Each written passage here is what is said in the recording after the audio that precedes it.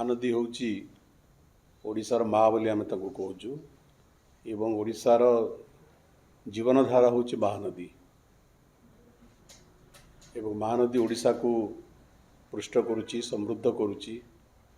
महानदी ओडिशार इतिहास, महानदी ओडिशा संस्कृति के अंग एवं महानदी ओडिशा अर्थनीतिर ओडिशार अर्थनीति को समृद्ध करवार अन्यतम स्रोत होउची महानदी। महानदी को छाड़ी ओडिशा बंची पार नहीं। ओडिशार शिल्प, ओडिशार कृषि, ओडिशार वाणिज्य, ओडिशार समकालीन समृद्धि सबुथिरे महानदी एक विशेष अवदान रोची। एवं दुखर सहित गत किछि वर्ष है ओडिशा रे महानदी को हत्या करिवार पई एक षड्यंत्र आरंभ होता एवं से षड्यंत्र आज भी चली। जीवंत महानदी को मृत करने पई ओडिशा रे एक चिरस्रोता महानदी को शुष्क करने पई ओडिशा रे एक विराट षड्यंत्र चली। एवं दुखर सहित कहवाक पड़ुची जे से षड्यंत्र रे मुकसाके सही भारत सरकार। आपण जानती जे महानदी छत्तीसगढ़ को एवं ओडिशा को प्रभावित करुच्ची। छत्तीसगढ़ आरंभ होई ओडिशा रे महानदी समुद्र रे विलीन होइची। 100 किलोमीटर ओडिशा भितर महानदी जाउची। तेणु विगत अनेक वर्ष धरिकरी आपण जानिछंती जे छत्तीसगढ़ सरकार ओडिशा सरकार बिना सम्मति रे बिना सहमति रे ऊपर मुंडे गोटे पर गोटे आनिकट डैम तैयारी करी चली।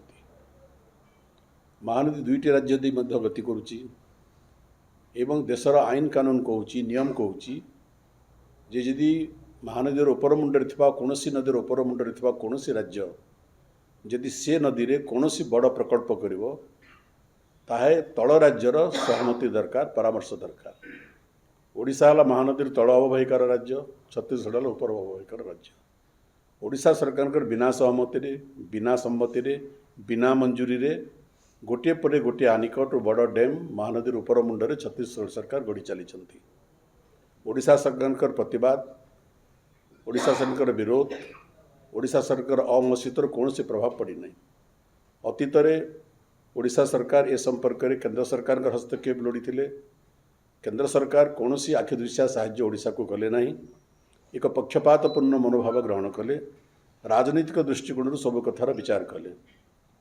जेहेतु केंद्र में भारतीय जनता पार्टी सरकार एवं छत्तीसगढ़ में भारतीय जनता पार्टी सरकार ओडिशा रे अन्य दलर सरकार थिला। तेणु ओडिशार कथा को ओडिशार स्वार्थ को कर्णपात करागला नहीं एवं तार परिणति आज महानदी को भोगवाक पड़ुची, ओडिशावासी को भोगवाक पड़ुची। एवं एते आनिकट डैम उपर हैला परे तार कुप्रभाव हीराकुद डैम उपर एवं हीराकुद जलभंडार उपर भी पड़ा आरंभ हैलानी। छत्तीसगढ़ सरकार चाहिए जल छाड़े, छत्तीसगढ़ सरकार न चाहिए जल छाड़े नहीं। तेणु छत्तीसगढ़ सरकार मर्जी उपरे दया उपरे ओडिशावासी को बर्तमान बंचवाक होउची। आमे जोटा अच्छी सेंट्रल वाटर कमिशन केंद्रीय जल आयोग तार मध्य आमे हस्तक्षेप लोड़ीलु। केंद्रीय जल आयोग मध्य आमको कौन से साहाय्य कले नहीं एवं आमे भाविलु जे जेते बेले वर्तमान डबल इंजिन नुहे 3 इंजिन सरकार अच्छी। ओडिशा रे भारतीय जनता पार्टी सरकार, छत्तीसगढ़ रे भारतीय जनता पार्टी सरकार एवं केंद्र रे भारतीय जनता पार्टी सरकार ये समस्या समाधान करने सहज हम एवं ओडिशार स्वार्थ संरक्षित हम।